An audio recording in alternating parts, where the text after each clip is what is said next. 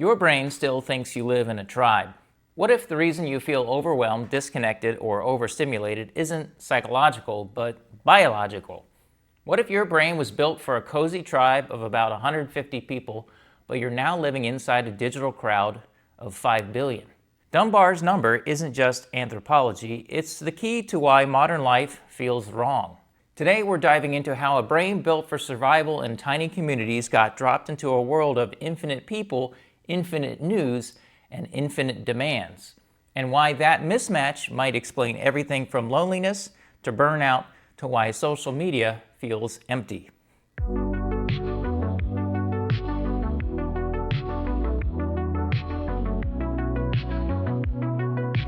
Welcome back to Thinking and Being. If you like what you see today, please be sure to like and subscribe, as this will enable you to see more content from myself and others just like this.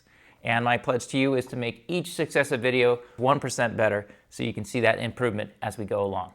In addition, I think you're really going to enjoy the topics that are coming. So we are emotionally overclocked. Our species evolved to track relationships, gossip, alliances, danger, and belonging within a small, stable tribe. Today, we juggle hundreds of acquaintances, thousands of digital interactions, and constant global events, all while trying to hold on to a sense of identity. This isn't a small mismatch, it's a neurological overload. This video is about understanding the gap between how many people we can emotionally hold versus how many we're forced to encounter in modern life, and why that gap is crushing our mental bandwidth. So what is Dunbar's number actually? Sort of the rule of 150. Dunbar's number, coined by anthropologist Robin Dunbar, proposes that humans can maintain meaningful, stable relationships with roughly 150 people. Not followers, not acquaintances, real relationships. People whose minds you understand and who understand yours. People that you're very close and familiar with. This number shows up everywhere across human history. Villages, military units, tribes, early farming communities, even company sizes. Our cognitive limits don't scale with population. They cap out around 150. Beyond that, something breaks. Connection becomes fragile, groups become impersonal, and our ability to track social meaning collapses. Dunbar's research happens to link this number directly to the size of the neocortex, the social reasoning center of the brain.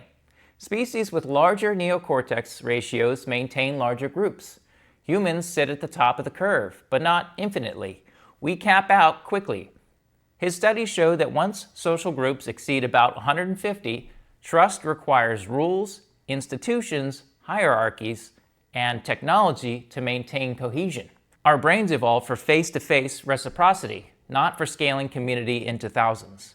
Which means our ancestors lived in tribes where everyone knew everyone, no strangers, no endless churn of faces, no infinite social feeds. Today, we're exposed to more people in a single week than early humans saw in a lifetime. We are drowning in micro-interactions our brain cannot categorize. Are they friend, threat, stranger, background noise? The neocortex wasn't built for social infinity, and yet here we are being asked to form opinions, alliances, and emotional reactions to thousands of people we'll never meet. And Instagram makes it feel like you know hundreds or thousands of people, but you don't. It only gives the illusion of connection. A real Dunbar relationship requires shared context, reciprocity, mutual understanding, and time spent. Instagram gives edited glimpses, one-way updates, cosmetic intimacy. When your brain sees someone's life daily, it thinks they're in your tribe, but they aren't. This tricks your emotional system into bonding with people who don't bond back, leaving you strangely empty even as your follower list grows. And scroll culture hits Dunbar's number at its weakest point, self-worth. In a tribe of 150, status comparison is manageable. You know your role, your value, your place. But Instagram exposes you to thousands of tribe members who seem happier, hotter, richer, fitter, more successful. This scales status anxiety to unbearable levels. Our ancestors compared themselves to people in their hut, not to 500 influencers and 5 friends from high school with perfect lives. It's easier to be friends with lots of people online than one person in person. What if I started an online meeting place where all are equal and I am the undisputed center? And it's not just Instagram. If Instagram breaks emotional tribes, LinkedIn breaks professional ones. Humans were not built to belong to corporations of 10,000 people, nor to maintain identity through titles, metrics, and corporate jargon. White-collar work, like we've discussed in our white-collar collapse video, I'll leave a link below for that, pushes Dunbar's number to the breaking point. You can't track real relationships in giant org charts. You can't feel meaning through endless digital check-ins. LinkedIn amplifies this emptiness by making every interaction a performance, a tribe with zero real social glue. It's not connection, it's just signaling. I think the Wall Street Journal just put something out very similar to this a couple days ago, saying that the human mind can only basically effectively handle 150 different relationships with people.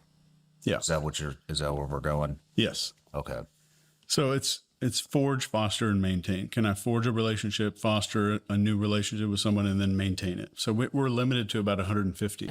And let's talk about loneliness. Loneliness today is as high as smoking 15 cigarettes a day in terms of the impact to your health.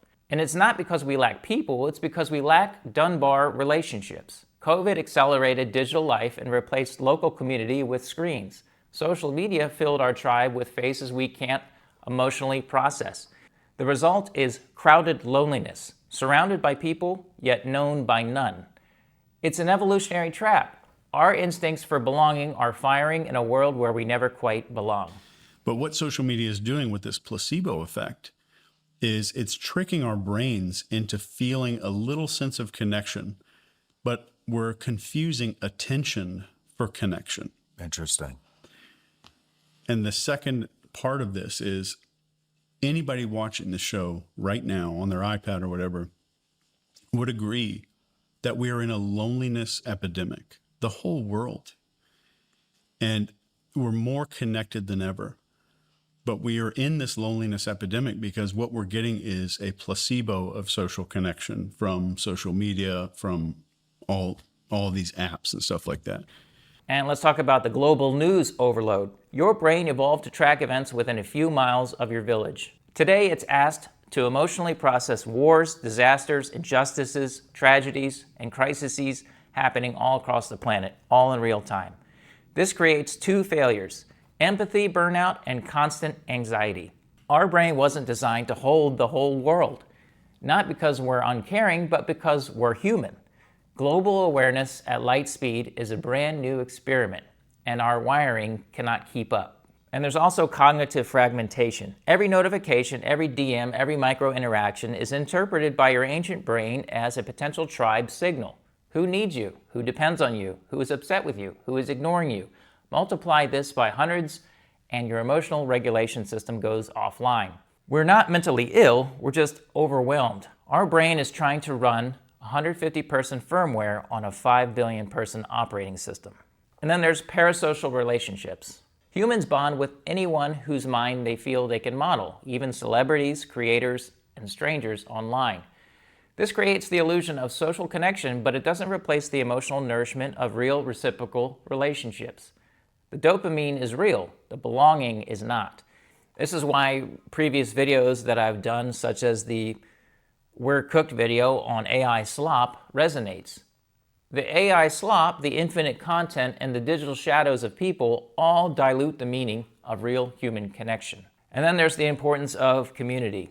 We can't fix the entire digital world, but we can rebuild our local one. This means intentionally cultivating friends you see weekly, coworkers you actually know, neighbors you talk to, groups you invest in, and roles you choose to contribute to.